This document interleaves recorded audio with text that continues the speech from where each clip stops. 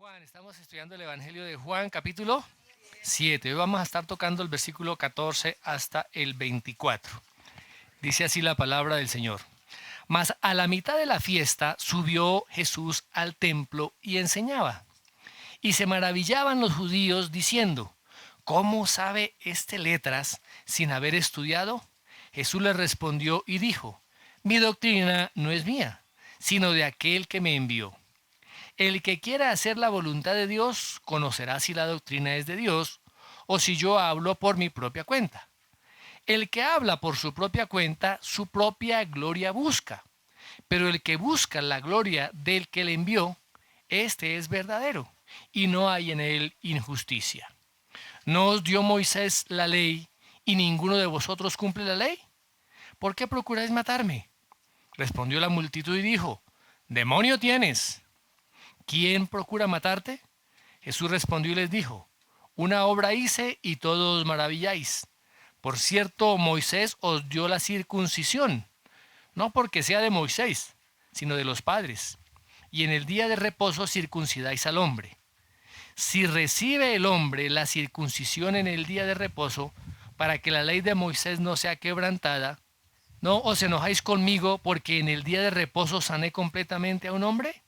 No juzguéis según las apariencias, sino juzgad con justo juicio. Muy bien. La declaración más desconcertante para los judíos que hizo el Señor Jesucristo fue que Él era Dios. Que Él era Dios. Y cuando miramos los evangelios, hay una cantidad de declaraciones que dejaban totalmente estupefactos a los que lo oían. ¿Qué declaraciones? No me voy a poner a darles las citas porque nos demoraríamos aquí mucho tiempo dándoles las citas. Son extensas, son largas, pero la mayoría de ellas se encuentran en los evangelios, porque es las afirmaciones que el Señor Jesucristo hizo de sí mismo. Él dijo que había descendido del cielo, que había sido enviado a este mundo por el Padre.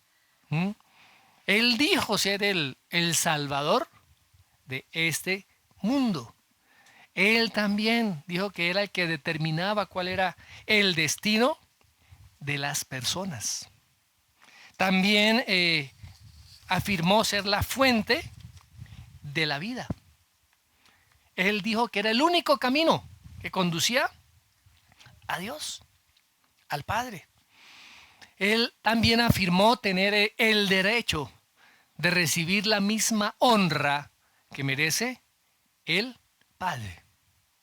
El Señor Jesucristo también afirmó que Él era uno con el Padre, que Él tenía el poder de levantar a los muertos. Él afirmó que todo lo que las Escrituras decían apuntaban directamente a Él, todas las Escrituras del Antiguo Testamento. También Él afirmó que Él es el juez que iba a regresar en gloria para juzgar a todas las naciones. Él dijo de sí mismo no tener pecado, sin pecado. Él tenía toda la autoridad, dijo, yo tengo toda la autoridad en el cielo y en la tierra. De la misma forma, la autoridad también para perdonar pecados. Tenía la autoridad también sobre el día sábado, sobre el día de reposo. También él afirmó tener la autoridad para responder las oraciones y para autorizar orar en su nombre. O sea, que nuestras oraciones deben ser en el nombre de Jesús. También él dijo, yo soy mayor que el templo. Lo afirmó. Él declaró ser el pan de vida, la única fuente de sustento, de alimento espiritual. También dijo, yo soy la luz del mundo. Yo soy la resurrección y la vida. Yo soy el Mesías, el Hijo de Dios, quien se sentará a la diestra del Padre en gloria. O sea, todas estas afirmaciones, todas estas declaraciones que el Señor Jesucristo hizo de sí mismo, nos llevan a pensar quién realmente era Él. ¿Quién realmente era Jesús? Y solamente hay tres opciones que nosotros podemos considerar. ¿Sí? La primera, es que estaba loco. Era un loco de remate, que era un engañador que venía de parte del diablo, con todas estas cosas que dijo. Era una opción. La otra, que estaba engañando al pueblo. Uno era loco, el otro era un engañador. Y la tercera, que él era exactamente la persona que estaba afirmando ser. Hay algunos que afirman simplemente que Jesús fue un maestro moral, un buen maestro. Y eso no es cierto. Mire lo que dice C.S. Lewis. ¿Recuerdan quién es C.S. Lewis? El autor de las Crónicas de Narnia. Él dice lo siguiente, abro comillas. Un hombre que solo fuera un hombre y dijera la clase de cosas que Jesús dijo, no sería un gran maestro de la moral.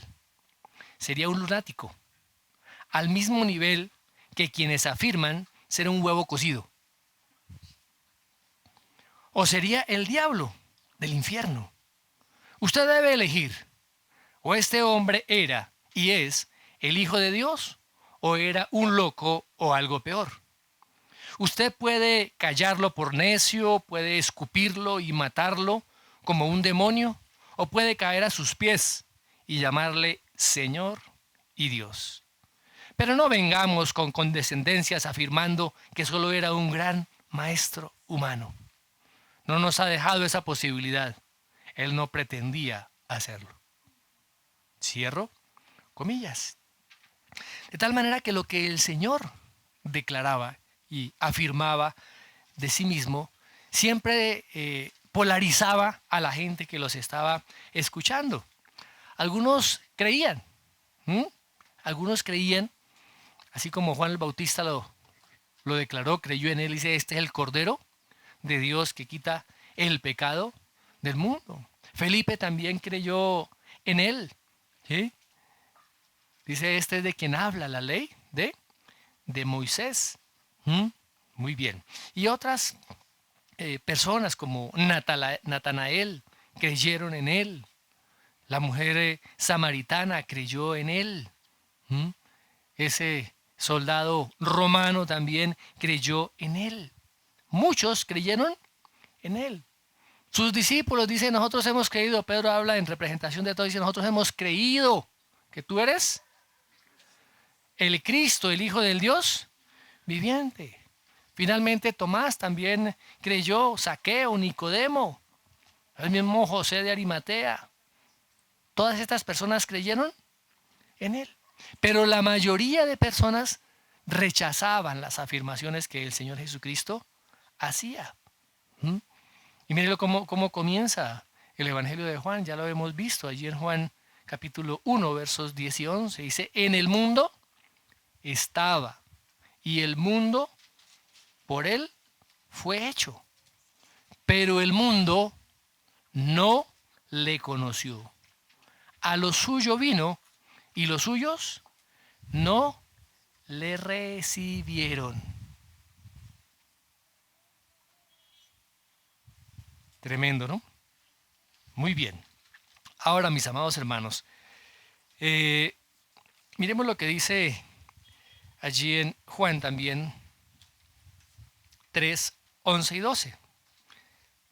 Lo que el Señor le dice a Nicodemo. Le dice, de cierto te digo, que lo que sabemos hablamos y lo que hemos visto testificamos, y no recibís nuestro testimonio. Si os he dicho cosas terrenales y no creéis, ¿Cómo creeréis si os dijere las celestiales? El Señor no está hablando de las cosas terrenales, nos ponía ejemplos, parábolas, ilustraciones. Y no creyeron en Él. Por eso el Señor muchas veces se lamentó. Y en una ocasión se lamentó particularmente sobre Jerusalén, allá en Mateo 23:37, donde dice: Jerusalén, Jerusalén, que matas a los profetas y apedreas a los que te son enviados. Dice: ¿cuántas veces quise juntar a tus hijos como la gallina junta sus polluelos debajo de sus alas y no quisiste? ¿Mm? De nada, mis amados hermanos. Aún en medio del juicio, cuando el Señor estaba allí en el Sanedrín, ¿sí? Le preguntaban, lo incapaban, preguntándole: ¿tú eres el Cristo? Allá en Lucas capítulo 22, verso 67. ¿Y qué responde el Señor? Si os lo dijere, no creeréis. Eso les manifestó. ¿Mm? Y el Señor Jesucristo, cuando vimos en el capítulo 6 al final, Él les dice: algunos de ustedes no creen. Y el capítulo 7 comienza con lo que ustedes afirmaron hace un momento. Ni los hermanos del Señor Jesucristo creían en Él. Era un pueblo incrédulo. Y las afirmaciones que el Señor decía estaban confrontando esa incredulidad del pueblo judío. ¿Estamos, mis amados hermanos? Muy bien.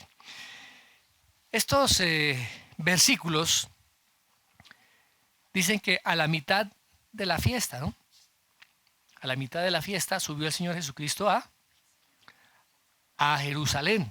Subió a Jerusalén y particularmente al templo. Esa fiesta, imagínense, esa ciudad llena de gente, abarrotada de peregrinos.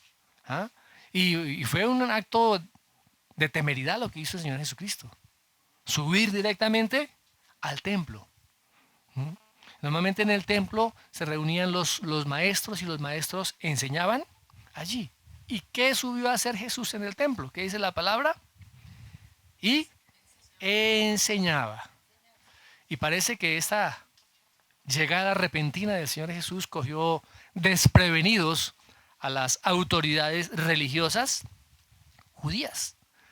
O sea, no pudieron hacer ningún plan previo para retenerlo, porque no esperaban que fuera a la mitad de la celebración. Apareció por sorpresa. Y no querían causar, estas autoridades no querían causar un alboroto en medio del pueblo, porque como les digo, muchos también creyeron en él. Algunos tenían un concepto favorable acerca del Señor Jesucristo, así es que no querían hacer un arresto público donde se presentara algún tipo de desorden. Muy bien. Ahora, a pesar de la oposición que el Señor Jesucristo enfrentó, ¿cierto? Él hablaba de su identidad con toda la verdad. Él no tuvo temor, no censuró nada de lo que tenía que decir. Y en estos versículos que acabamos de leer en esta mañana, hay algunas características que llevaron a que los escépticos, a los dudosos, creyeran en él. Vamos a mirar algunas cosas. Miremos el versículo 15 y 16. Dice: y se maravillaban los judíos diciendo: ¿cómo sabe este letras sin haber estudiado? Jesús les respondió y dijo: mi doctrina no es mía, sino de aquel que me envió. ¿Cuál es la fuente del conocimiento del Señor Jesús? Vamos a verlo, eso es lo que vamos a ver. Fíjense que los judíos escuchaban esa enseñanza. Y dice la palabra que se maravillaban. Se maravillaban. Seguramente porque el Señor Jesucristo conocía muy bien las escrituras. Las conocía muy bien. Él también declaró estas verdades cuando estaba en Nazaret, cuando estaba en Cafarnaún. ¿Eh? ¿Se acuerdan el sermón del monte? Aún los guardias que fueron posteriormente enviados a arrestarlo y que en ese momento no lo pudieron hacer, dice, quedaron maravillados, sorprendidos. Dice, no hemos escuchado ningún hombre que hable igual que este hombre. Gracias. Y los fariseos dijeron, es que ustedes también entonces le creyeron. Estaban asombrados de eso. Muy bien. Pero fijémonos que las autoridades religiosas se sentían amenazadas por el ministerio del Señor Jesucristo, por lo que Él estaba haciendo, por lo que Él estaba declarando. Y lo primero que atacaron fue, ¿de dónde tiene este conocimiento? ¿Cómo sabe este letras sin haber estudiado? Ahora, no estaban diciendo que el Señor Jesucristo fuera un ignorante, al contrario. No era un ignorante, sino que conocía muy bien las Escrituras. Pero si no había recibido una educación formal, ¿sí? No se inscribió en ninguna de las universidades rabínicas que había allá, ¿sí? De las escuelas rabínicas, ¿de dónde este hombre está hablando en estos términos? No ha pasado por un seminario, no fue ordenado como un maestro, ¿no? No se le puso la toga, el birrete para decirle este es ahora maestro.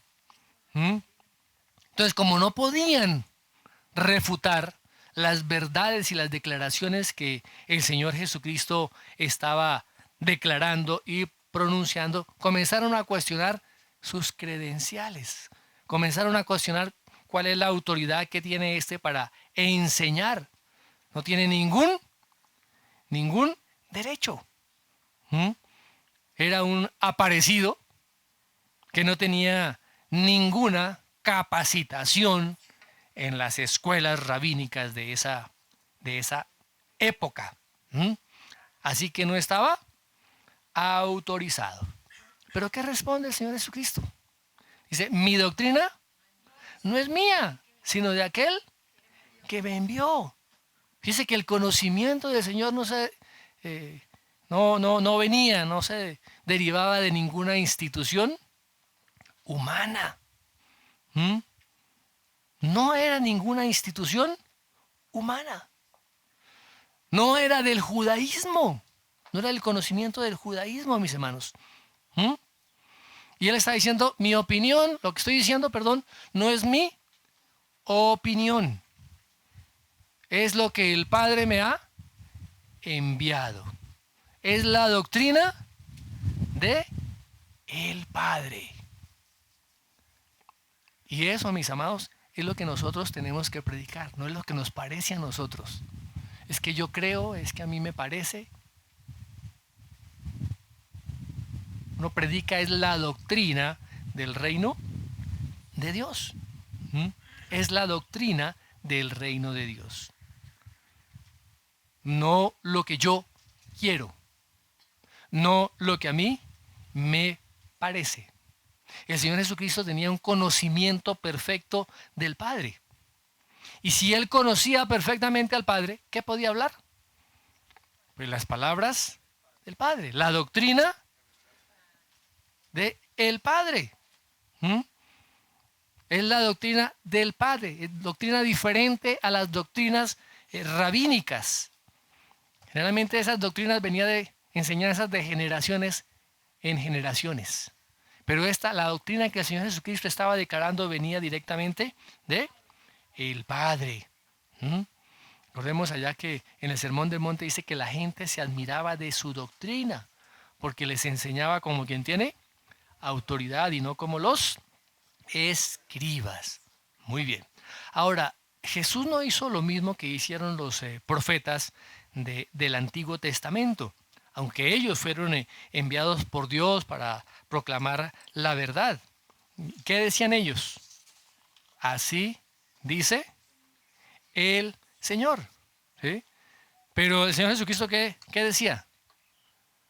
Las Escrituras dicen, pero yo os digo,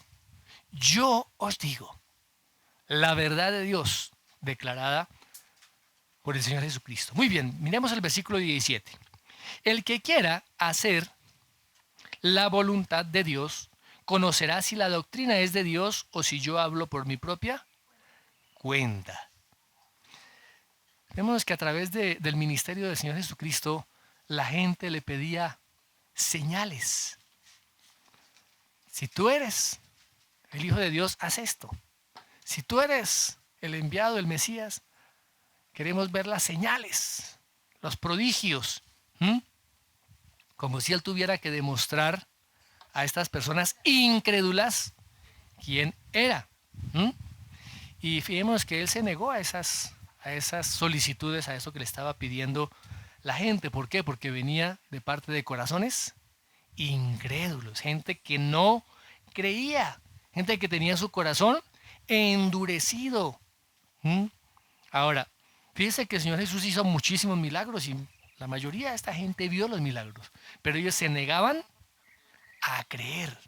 Ellos no quisieron creer. Pero ¿qué dice el Señor aquí? Aquel que le busca, sinceramente, aquel que quiera hacer la voluntad de Dios, conocerá. ¿Qué conocerá? Si lo que Él está hablando, si la doctrina es de Dios o si no, lo es. Y el reto era simple. Sométanse a la palabra. Lo que yo les estoy diciendo, créanlo. Obedezcan la palabra. Porque esta enseñanza es verdadera. Y eso es lo que el Señor también nos está diciendo hoy en día, porque la palabra no ha cambiado. La palabra permanece. Permanece aún. Mis amados, estamos sometiéndonos a la palabra de Dios. La palabra de Dios es nuestra autoridad.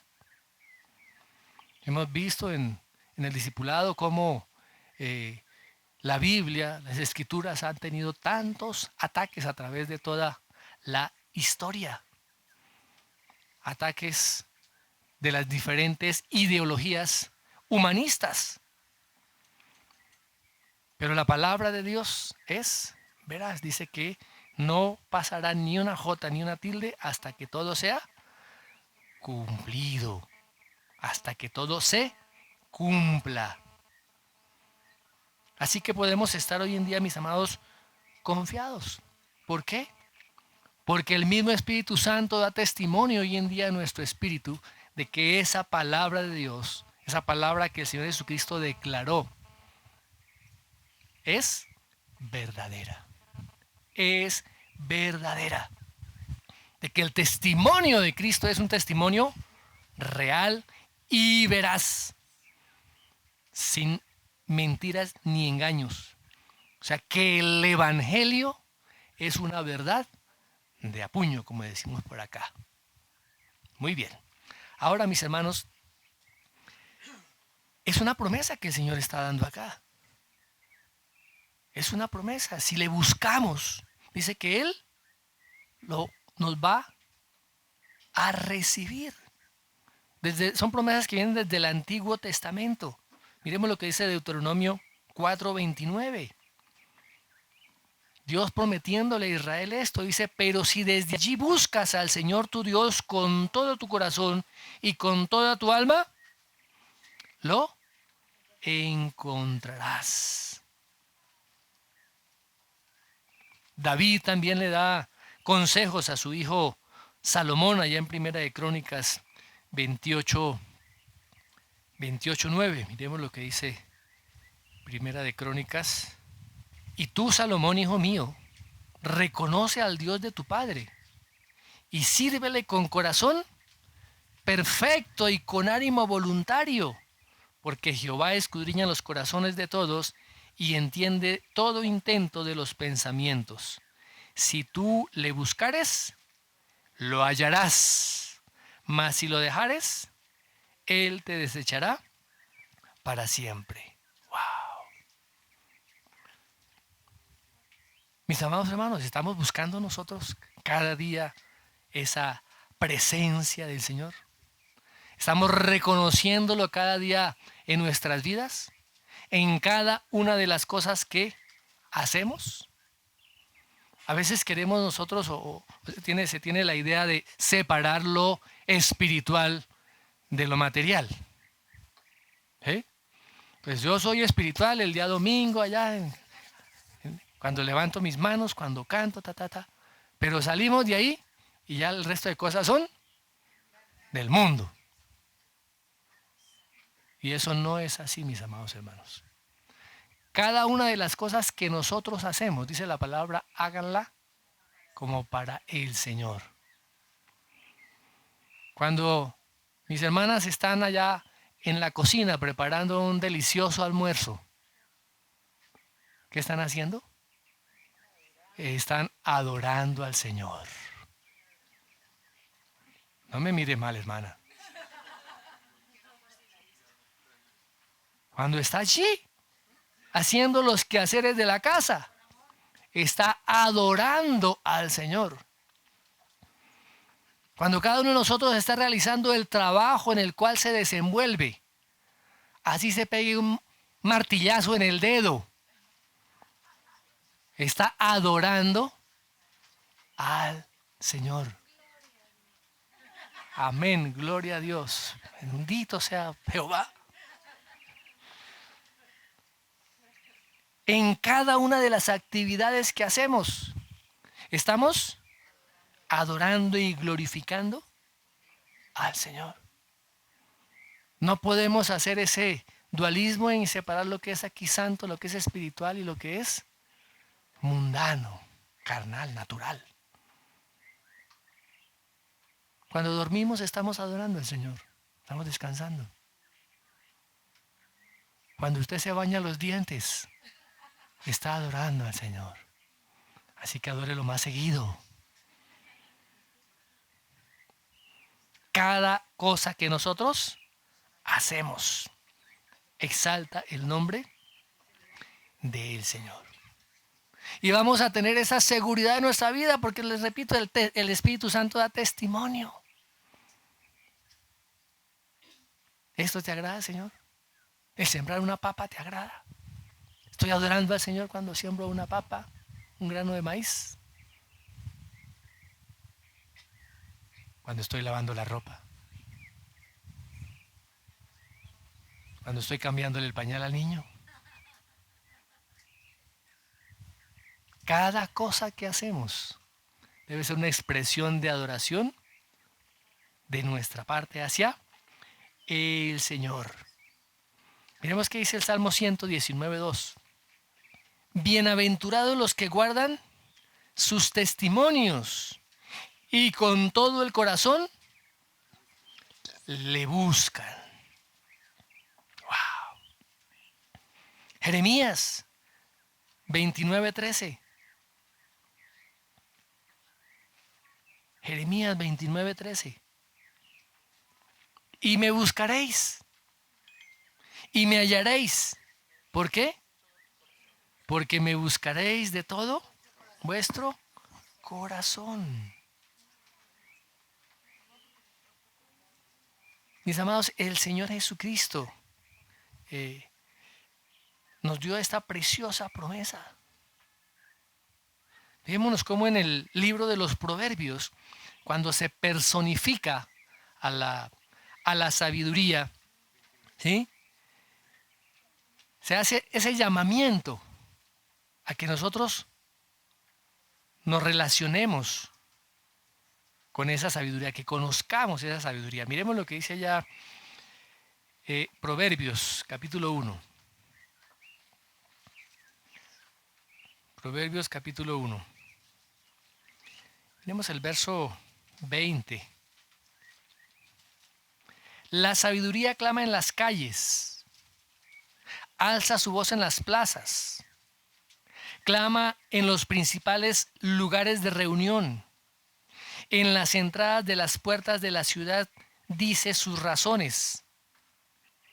¿Hasta cuándo, oh simples, amaréis la simpleza? y los burladores desearán el burlar, y los insensatos aborrecerán la ciencia. Volveos a mi reprensión.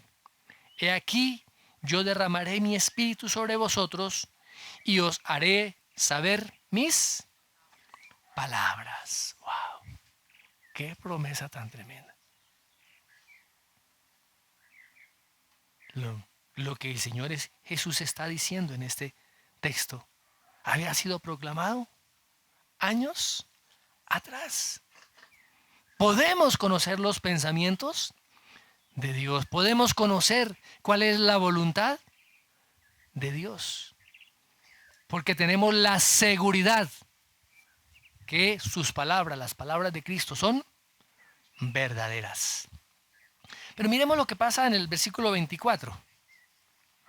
El versículo 24 en adelante. ¿Qué pasa con aquellas personas que endurecen su corazón, que no están dispuestos a creer en las palabras del Señor Jesucristo, aquellos que no se vuelven a Dios? Miremos el versículo 24. Dice, por cuanto llamé, ¿sí estoy ahí? Sí. Por cuanto llamé y no quisisteis oír, extendí mi mano y no hubo quien atendiese, sino que desechasteis todo consejo mío y mi reprensión no quisisteis, también yo me reiré en vuestra calamidad. Wow. Y me burlaré cuando os viniere lo que teméis. Cuando viniere como una destrucción lo que teméis, y vuestra calamidad llegare como un torbellino. Cuando sobre vosotros viniere tribulación y angustia, entonces me llamarán y ¿qué?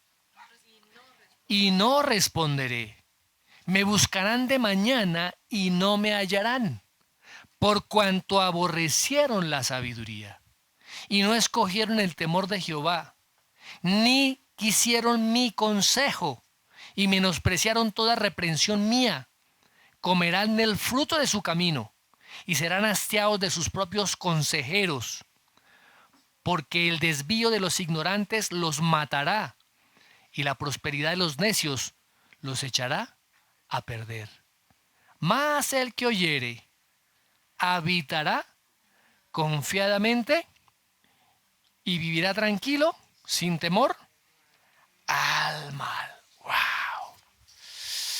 Mis amados hermanos, estamos recibiendo, creyendo, aceptando las palabras de Cristo, las palabras del Evangelio. Y no se trata solamente de comprenderlas de manera intelectual. Tiene que afectarnos profundamente en el área espiritual y llevarnos a vivir también una moralidad adecuada. ¿Qué sucede entonces con aquellos que buscan la verdad? Con aquellos que anhelan la verdad y la obedecen. ¿Qué sucede? Miremos lo que dice Juan 8:32. Y conoceréis la verdad, y la verdad os hará libres. Conocer la verdad es conocer a Cristo. Y conocer a Cristo es conocer su palabra, conocer la doctrina del Padre. La doctrina del Padre. Pero ¿qué sucede con aquellos que rechazan la verdad? ¿Qué pasa con ellos? Ya están primero identificándose con su padre. ¿Quién es su padre? El diablo. Porque los deseos de su padre, el diablo, quieren hacer, quieren cumplir. Él dice, él fue homicida desde el principio. Dice, él no se mantiene en la verdad. Dice, porque en él no hay verdad. A menos de que estas personas se arrepientan y crean en la palabra de Dios, en el evangelio. ¿Qué había en el corazón del Señor Jesucristo? Miremos lo que dice el versículo 18. Juan 7:18. El que habla por su propia cuenta, su propia gloria, busca. Pero el que busca la gloria del que le envió, este es verdadero y no hay en él injusticia. Algunos creían que el Señor Jesucristo era un falso maestro, que se estaba autoproclamando como el Mesías. Miremos algunas características de los falsos maestros, de los falsos profetas. El Señor comienza diciendo aquí que el que habla por su propia cuenta. El que habla por su propia cuenta habla de su propia autoridad, no con la autoridad de Dios. ¿Sí? ¿Y qué está buscando este que habla por su propia cuenta? Su propia gloria. No está buscando la gloria de Dios. Así que los profetas falsos siempre proclaman, mis hermanos, sus propias reflexiones. No lo que dice la doctrina, no lo que dice el evangelio. Y al proclamar esas reflexiones que son propias de ellos, quieren asegurar que la gente los siga. Con un propósito. ¿Cuál es ese propósito? La ganancia personal. Su meta no es alimentar al rebaño, sino despojar al rebaño. Ellos no están interesados en eso y desde la antigüedad el mismo Señor se lo manifestó al pueblo de Israel. Miremos Miqueas. Miqueas capítulo 3, verso 5. Así ha dicho Jehová acerca de los profetas que hacen errar a mi pueblo y claman paz cuando tienen algo que comer. Y al que no les da de comer, proclaman guerra contra él. Wow. Hermanos, van a ser bendecidos, no sé qué, venga y siembre. El que siembre $100 va a ser bendecido 100 veces más. Qué engaño, mis hermanos. Y la gente que tiene avaricia en su corazón dice: voy a hacer negocio, a sembrar $100 porque necesito 100 veces más. ¿Hablan lo que la gente quiere? Quiere escuchar. ¿Ah? Miremos otro texto que está allá en Isaías. Isaías capítulo 56, verso 11. Cómo el Señor llama a estos falsos profetas, a estos falsos maestros. Y estos perros comilones son insaciables. Y los pastores mismos no saben entender. Todos ellos siguen sus propios caminos. Cada uno busca su propio provecho. Cada uno por su lado. ¡Wow! Qué afirmaciones tan fuertes que el Señor Jesucristo, que el Señor Dios Padre hace aquí de los profetas de Israel. Miremos otro texto allá en Ezequiel. Ezequiel, capítulo 34, versos 2 y 3.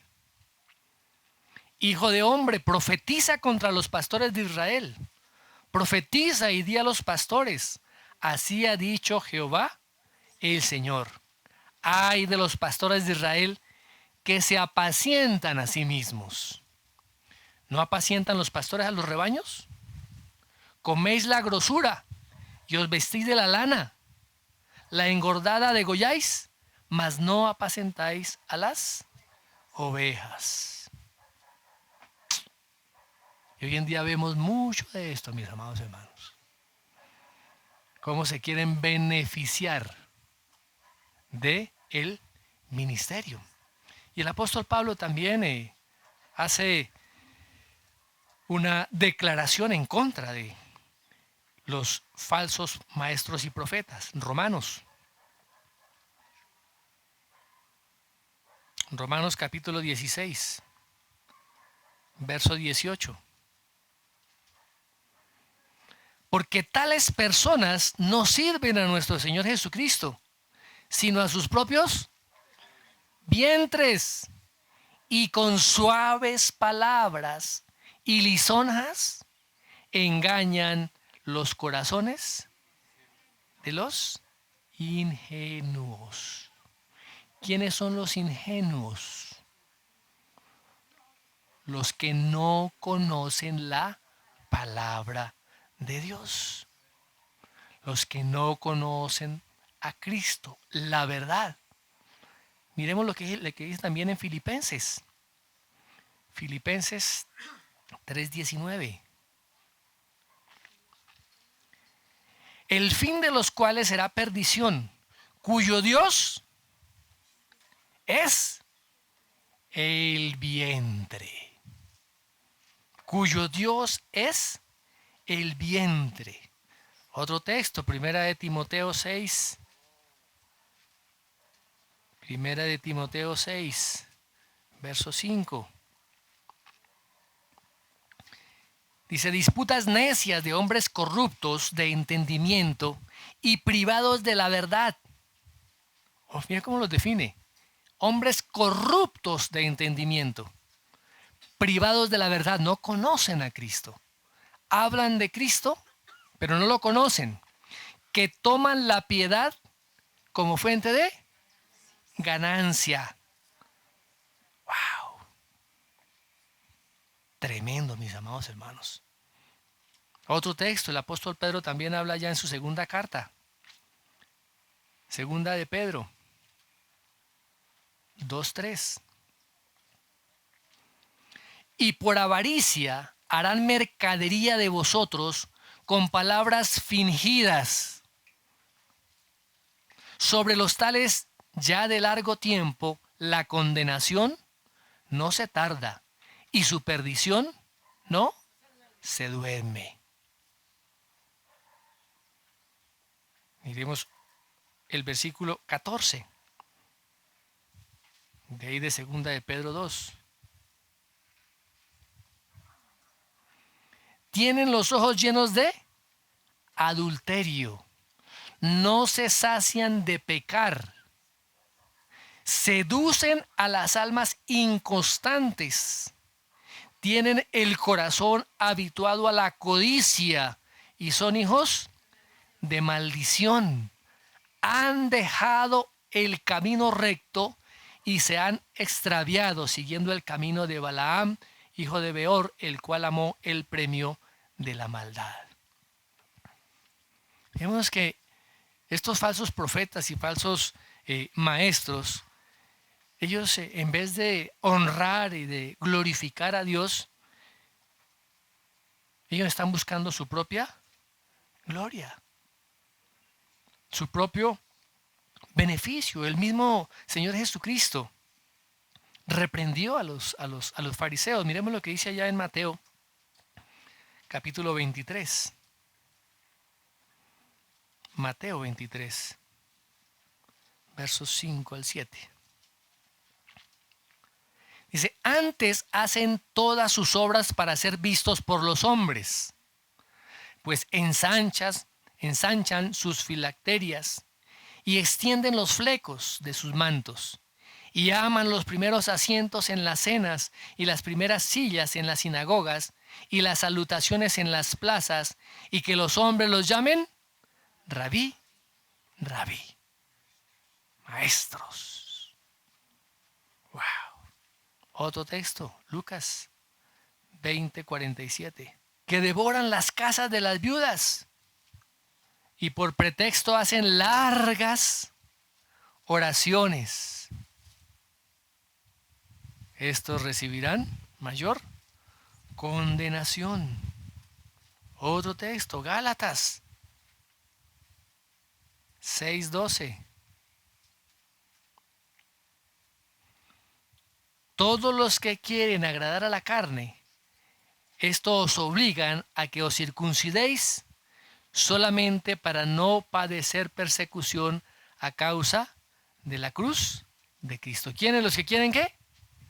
Agradar a la carne. Hay otros textos donde dicen donde los que se quieren gloriar según la carne, los que les gusta tener el primer lugar, figurar, mostrarse. Y la palabra habla de algunos de ellos, de algunos de ellos, como Diótrefes. Allá en la tercera carta el apóstol Juan habla de él, cuya meta es ser alabados de los hombres, ser reconocidos por los hombres. Y el Señor Jesús esto ya tiene su recompensa. Ahora, el Señor Jesús jamás buscó su propia gloria.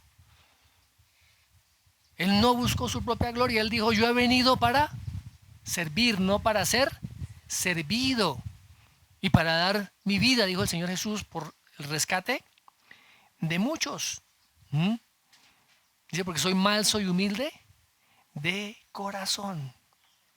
Y recuerda lo que dice el apóstol Pablo en Filipenses, que él no escatimó el ser igual a Dios como cosa a que aferrarse, sino que se despojó de sí mismo, tomando la forma de siervo, tomando la forma de hombre. Se hizo siervo y fue a la cruz. El Señor no estaba buscando su propia gloria. Él se vistió como uno de los siervos más pequeños. El siervo más pequeño, el más miserable en la casa, era el que tenía que lavar los pies a los invitados. Y el Señor Jesús tomó ese lugar. Se quitó su manto, se puso una toalla, cogió una vasija y comenzó a lavar los pies de sus discípulos. Esa es la actitud que debe haber en todo cristiano y particularmente en los que enseñamos y declaramos la palabra y las verdades del Evangelio. No estar buscando nuestra propia gloria. Porque no se trata de nosotros, se trata de Él, de la gloria de Él. Y el mismo Señor Jesús lo está diciendo. Yo no vine a buscar mi gloria, sino la gloria del que me envió. Yo vengo a buscar la gloria del que me envió. Y por eso en él no había injusticia, como dice allá la palabra en el verso 18. Muy bien, miremos el verso 19 y el 20. Dice, ¿no os dio Moisés la ley y ninguno de vosotros cumple la ley? ¿Por qué procuráis matarme? Respondió la multitud y dijo, demonio tienes. ¿Quién procura matarte? El Señor Jesús estaba consciente de el odio que las autoridades religiosas tenían hacia él y sus intenciones de matarlo. Así que él habla un juicio directo sobre estas personas y les hace ese juicio en forma de pregunta, ¿no? ¿No os dio Moisés la ley? ¿Qué responderían ellos? Sí, claro. ¿Pero qué les dice? Y ninguno de vosotros cumple la ley. El Señor estaba hablando una verdad absoluta. Nadie, ningún ser humano puede cumplir la ley. Ahora, ¿los judíos reverenciaban la ley de Moisés? Sí. ¿Procuraban guardarla? ¿Hacer lo que la ley les decía? Sí. Pero ellos pensaban que esos esfuerzos por cumplir la ley eran los que les iban a otorgar la salvación. Y eso es lo que contradice el Nuevo Testamento y las Escrituras. Porque no es por la obra del hombre, no es por la obra humana, sino es por la gracia y la misericordia del Señor cuando creemos en la obra que el Señor Jesucristo realizó. Miremos un texto, mis amados hermanos, que está ya en Romanos. Romanos capítulo 3, verso 9. Dice, ¿qué pues? ¿Somos nosotros mejores que ellos? En ninguna manera. Pues ya hemos acusado a judíos y a gentiles que todos están bajo pecado. Como está escrito, no hay justo, ni aún uno. No hay quien entienda, no hay quien busque a Dios. Todos se desviaron, a una se hicieron inútiles. No hay quien haga lo bueno, no hay ni siquiera uno. Sepulcro abierto es su garganta, con su lengua engañan. Veneno de áspides hay debajo de sus labios. Su boca está llena de maldición y de amargura. Sus pies se apresuran para derramar sangre. Quebranto y desventura hay en sus caminos, y no conocieron camino de paz.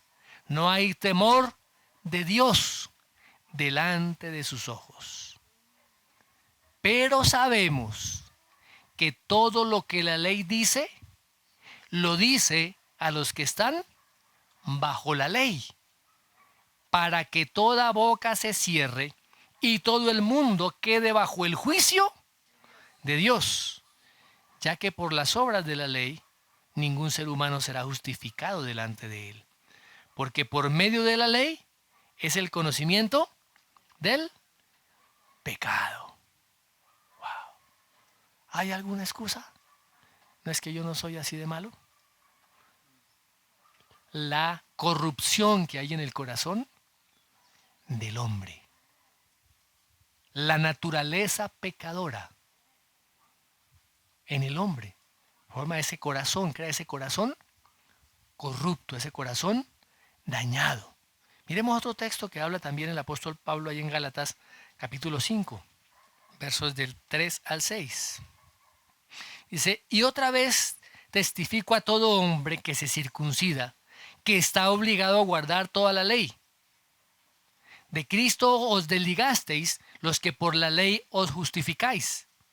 De la gracia habéis caído, pues nosotros por el Espíritu guardamos por la fe la esperanza de la justicia. Porque en Cristo Jesús ni la circuncisión vale algo, ni la incircuncisión, sino la fe que obra por el amor. ¿Para qué fue dada la ley?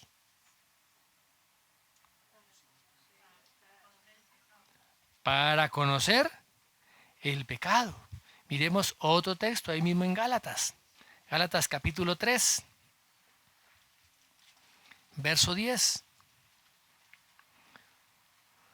Porque todos los que dependen de las obras de la ley están bajo maldición, pues escrito está, maldito todo el que no permanece en todas las cosas escritas en el libro de la ley para hacerlas. Y que por la ley ninguno se justifica para con Dios, es evidente, porque el justo por la fe vivirá. Y miremos más adelante el versículo 21. Luego, ¿la ley es contraria a las promesas de Dios? En ninguna manera. Porque si la ley dada pudiera vivificar, la justicia fuera verdaderamente por la ley. ¿Qué produce la ley? ¿Sí? Por ende, ¿puede dar vida? No. Muerte, ¿cierto? Versículo 22. Mas la Escritura lo encerró todo bajo pecado, para que la promesa que es por la fe en Jesucristo fuese dada a los creyentes. Pero antes que viniese la fe, estábamos confinados bajo la ley, encerrados para aquella fe que iba a ser revelada. De manera que la ley ha sido nuestro ayo para llevarnos a Cristo, a fin de que fuésemos justificados por la fe.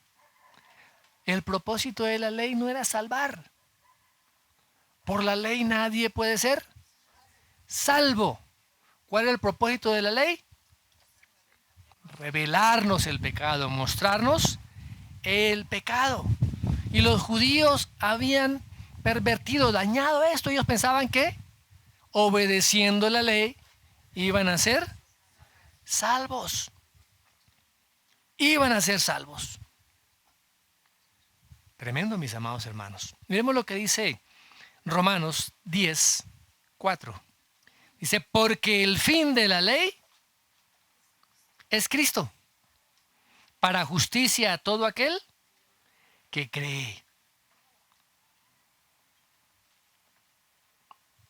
El fin de la ley es Cristo. Los judíos estaban lejos de entender cuál era el propósito de la ley y rechazaron a aquel que los podía librar de las consecuencias de la ley.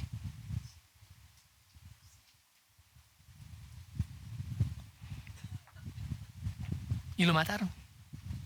Lo crucificaron. Por eso es que el Señor dice, ¿por qué procuráis matarme? Ellos eran orgullosos, estaban orgullosos de ser discípulos de Moisés. Pero se enfrentaron y negaron la divinidad del Señor Jesucristo, que Él era el Mesías. El Padre envió a su Hijo para librarlos de la maldición de la ley. ¿Cómo les parece? Tremendo. ¿Qué respondió la multitud? ¿Qué les dijo? ¿Cómo respondieron ellos delante del Señor? ¿Qué dice ahí el versículo? Demonio tienes. Estamos estudiando Juan. Demonio tienes. ¿Quién procura matarte? ¿No les gustó lo que dijo el Señor Jesús? Dijo, no, este man está endemoniado. ¿Sí? ¿Quién lo quiere matar? Les molestó a ellos lo que el Señor Jesucristo les estaba diciendo. Tremendo. Aunque la mayoría de las personas no tenían las intenciones de matar al Señor Jesucristo, vemos que más adelante muchas de estas personas que entre comillas tenían buenas intenciones fueron los que estaban gritando allí frente a Pilato, crucifícale. No valen las buenas intenciones. No valen las buenas intenciones. Muy bien, versículos 21 al 24. Jesús respondió y les dijo, una obra hice y todos os maravilláis. Por cierto, Moisés os dio la circuncisión, no porque sea de Moisés, sino de los padres. Y en el día de reposo circuncidáis al hombre. Si recibe el hombre la circuncisión en el día de reposo, para que la ley de Moisés no sea quebrantada, os enojáis conmigo porque en el día de reposo sané completamente a un hombre. No juzguéis según las apariencias, sino juzgad con justo juicio. El Señor Jesucristo no se puso a discutir por el comentario que hizo la multitud de que estaba endemoniada, ¿no? Una afirmación bien ofensiva. Sino que Él les dice, mire, una obra hice y todos se maravillaron. ¿Cuál obra? ¿Cuál obra vimos hace algunos días atrás? En Jerusalén, ¿qué obra hizo? ¿Recuerdan que ya en el estanque de Betesda sanó a un hombre inválido? Sanó a un hombre que estaba allí, postrado, por tantos años, mis hermanos. Y ellos vieron esos milagros. Vieron a este hombre postrado allí por tanto tiempo y lo vieron después caminar. Vieron las señales, pero no creían. No creían en lo que el Señor Jesucristo les estaba diciendo y en lo que estaban viendo. Antes los líderes judíos se habían enojado. ¿Por qué se enojaron? ¿Recuerdan que lo hablamos? Porque era un día de reposo. Era un día de reposo. ¿Qué les está diciendo aquí el Señor Jesucristo? Que Moisés les había dado la circuncisión. Eso era lo que ellos creían, ¿cierto? ¿Sí o no? Recuerden que la circuncisión viene de antes, desde los patriarcas. ¿Mm? Ahora, cuando el niño nacía, a los 8 días tenían que circuncidarlo. Y si ese día octavo caía en día de reposo, ¿qué hacían? ¿Ah? ¿Cómo? Tenían que circuncidarlo porque tenían que obedecer la ley al octavo día. Circuncidaban al bebé. ¿Mm? Así que la circuncisión precedía a la ley de Moisés. Ahora, dice siguiendo la palabra, y si recibe el hombre la circuncisión en el día de reposo, para que la ley de Moisés no sea quebrantada, ¿no os enojáis conmigo porque el día de reposo sané completamente un hombre? Eso tan pequeño que se hacía de la circuncisión. Ahora lo que yo estoy haciendo es darle la vida total a una persona. Restaurar la vida de una persona. ¿Y ustedes ahora se quejan de eso? ¿Me cuestionan por eso? ¿Cómo podían ellos enojarse porque un hombre era sanado? Porque era restaurado en su salud, en su cuerpo. El Señor Jesús está manifestando la hipocresía que había en el corazón de ellos. Y estaba diciendo, es permitido hacer el bien en el día de reposo.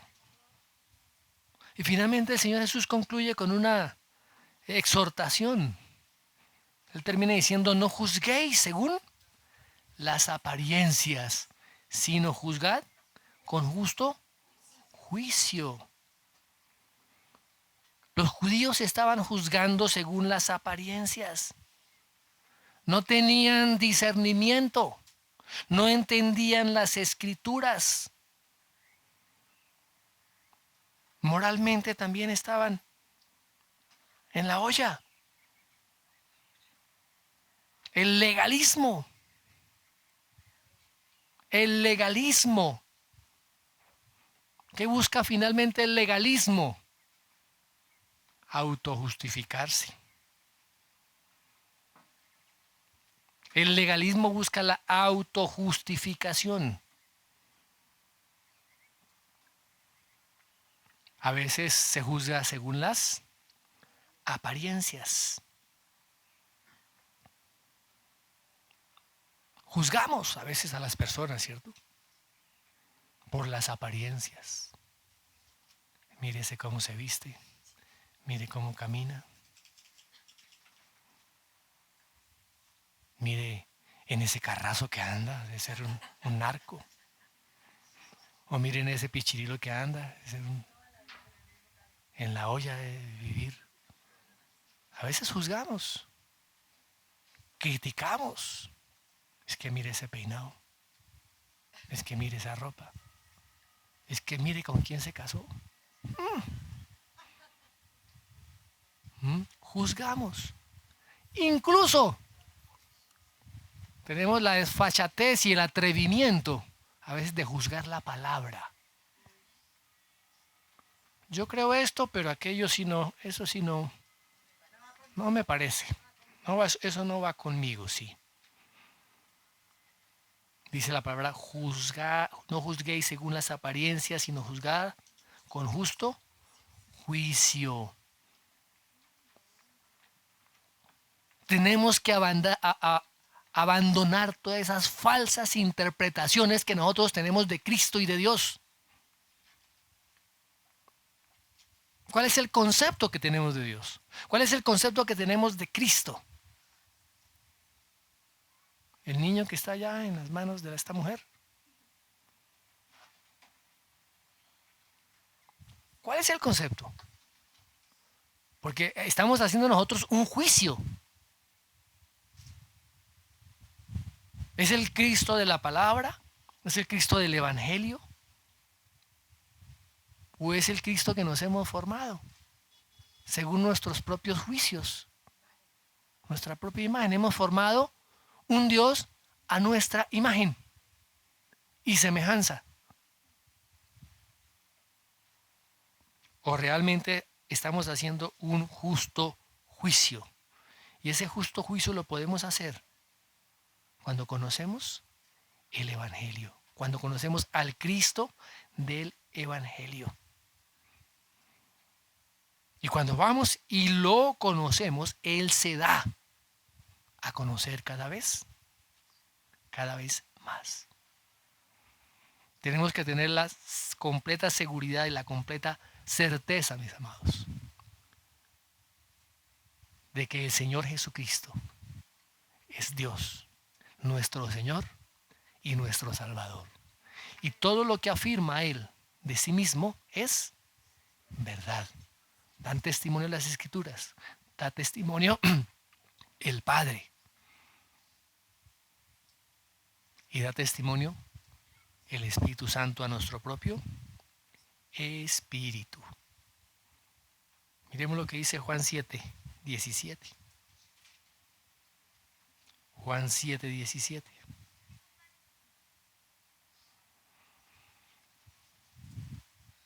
El que quiera hacer la voluntad de Dios, conocerá si la doctrina es de Dios o si yo hablo por mi propia cuenta. ¿Queremos hacer la voluntad de Dios? Vamos a conocer que la doctrina de Cristo, la doctrina del Evangelio, es verdadera. Amén. ¿Y eso a qué nos lleva, mis amados? A que necesitamos cada día estar alimentándonos de las palabras de Cristo. Recuerden lo que vimos hace días atrás. Mis palabras son espíritu y son vida. Mis palabras son espíritu y son vida. Cada día meditar en su palabra, estudiar su palabra, memorizar su palabra y obedecer su palabra. Amén. Amén. Padre, te damos gracias por tu preciosa palabra, porque tú siempre hablas a lo profundo de nuestros corazones y cada vez confirmamos más a través de tu palabra que Cristo, que Jesús es el verdadero Mesías, el Hijo del Dios viviente.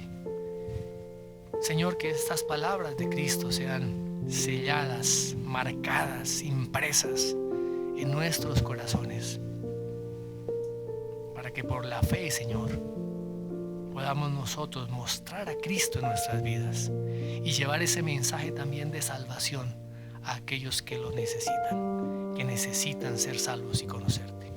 Gracias, amado Dios, en el nombre de Jesús. Amén. Amén.